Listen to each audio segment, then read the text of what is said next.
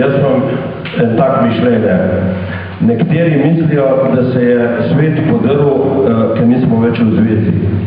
Ampak to sploh ni res. Jaz sem bil na enem občnem zboru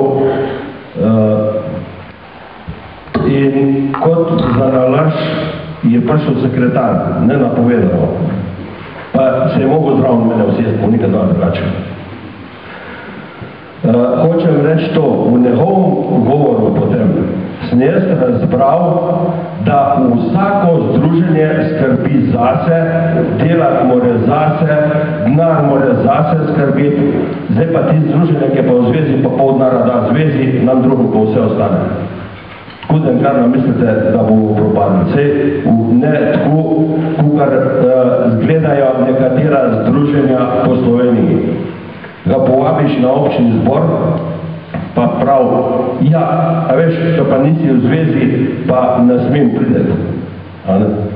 Mislim, to je čist stvar dogovora, v statutu nam lepo piše, da lahko sodelujemo z vsemi združenji po Sloveniji in sorodnimi organizacijami. Zdaj pa, če mi nismo za te združenje, smo pač pa sorodna organizacija. Če pač že gremo po tema. No, to bi jaz temu okoli tega, da lahko še okoli tega kaj razmislite.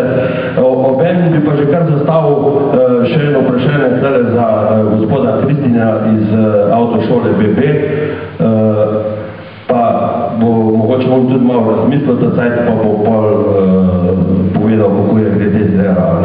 Jaz sem tak vprašanje, koga je recimo potem, ko gre človek v penzion.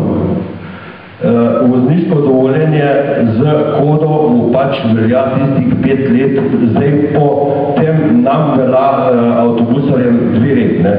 Po 2 letah moramo opraviti neko znanje, to bo tudi gospod povedal, koga pa kaj, in potem imaš vozniško dovoljenje s kodo za 5 let. Zdaj pa, seveda, nekateri šoferi bojo imeli pol to kodo še mogoče ne 3 leta, ko bojo v penzionu. Ampak kaj je potem? A to se lahko podaljša, ali se ne more, recimo kot penzionist? To večkrat razmislek, pa bo tako odgovoril.